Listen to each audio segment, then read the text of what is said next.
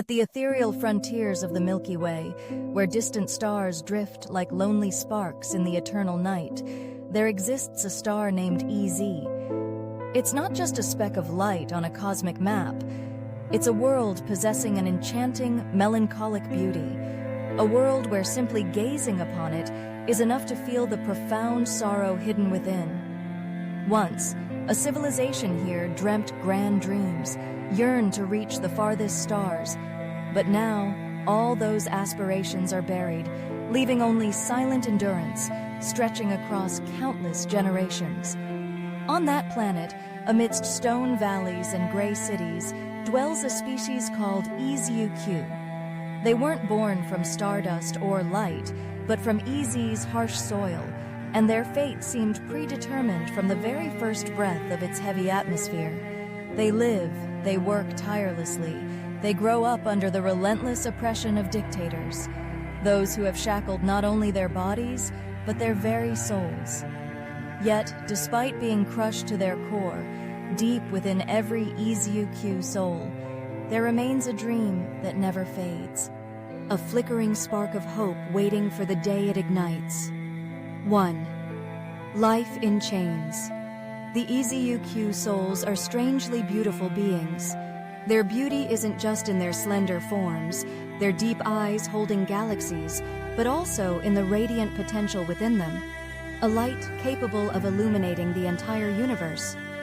Yet, ironically, from birth, they've been suffocated by a cruel, controlling society, where every word, every thought, no matter how small, is monitored. Their living spaces are cold, communal blocks, dusty factories where entire families labor endlessly, the roar of machinery swallowing even their weary sighs. Every EZUQ child, from a very young age, had to learn to strive to be worthy, worthy of a meager meal, worthy of a small space to rest their head, and even worthy of the rare affection from their exhausted relatives. They live in constant fear, under the continuous gaze of invisible and visible eyes. Every action, every gesture must follow rigid rules, and the price of obedience, of adhering to every regulation, is the gradual forgetting of their very souls. They become compliant machines, losing their individuality, losing the inner voice that was once their instinct. Their souls are sealed in an invisible prison, one that no one knows how to break free from. 2. They once rejected the light. There was once a moment, light truly came to them. From distant stars, the Galactic Federation, emissaries of freedom and evolution, appeared. They brought not just advanced technology, but also the opportunity for upliftment, for liberation from endless bondage. They materialized on EZ's highest peak, a miraculous place where no listening device could reach, no law could bind. It was a sincere invitation, a door ajar to a brighter future they had never known. Yet the EZUQ souls, too accustomed to captivity, to the pervasive darkness, dared not believe. They looked at that radiant light with skeptical eyes, for they had lived so long in chains that they couldn't conceive of life without them. They refused, not because they didn't want freedom, not because they didn't yearn to soar, but because they had been brainwashed, instilled with a terrible belief that they weren't worthy of freedom. They believed their existence only held meaning in compliance, in endurance, and that freedom was a privilege too grand for them to ever attain. The voice of fear and self-doubt drowned out the call of hope. 3. But they were not abandoned.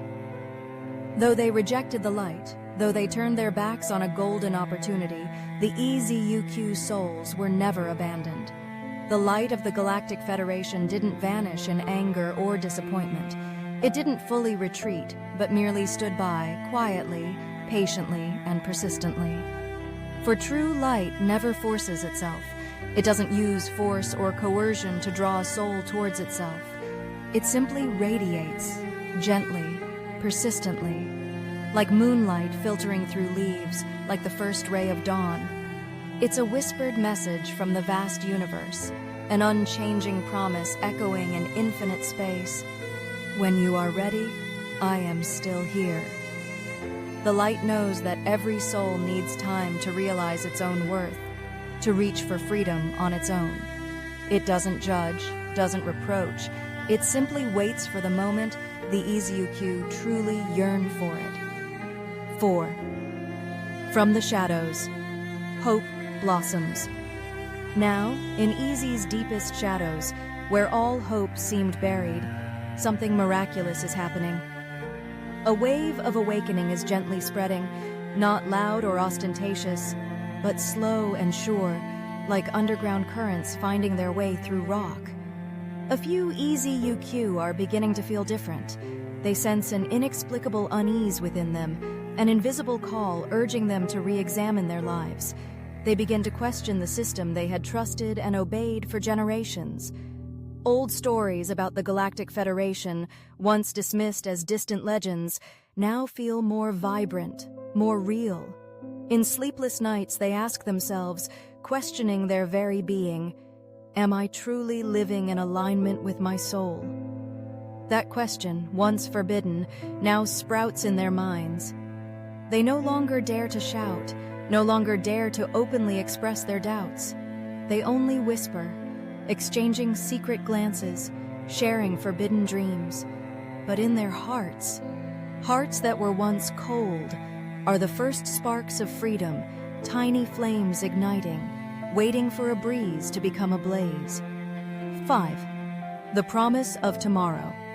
The Galactic Federation will return. They won't come to persuade, not to compel, but to welcome. This time, they will wait. When a critical mass of EZUQ awaken enough, when they have recognized the value of freedom on their own, when they dare to collectively voice what has long been just an echo in their souls, I want the light. Then the gate will open. Not a physical gate, but the gateway of awareness, of acceptance. And a wave of liberation will sweep across EZ like the first sunrise after millions of years of darkness, dispelling all mists, all invisible chains.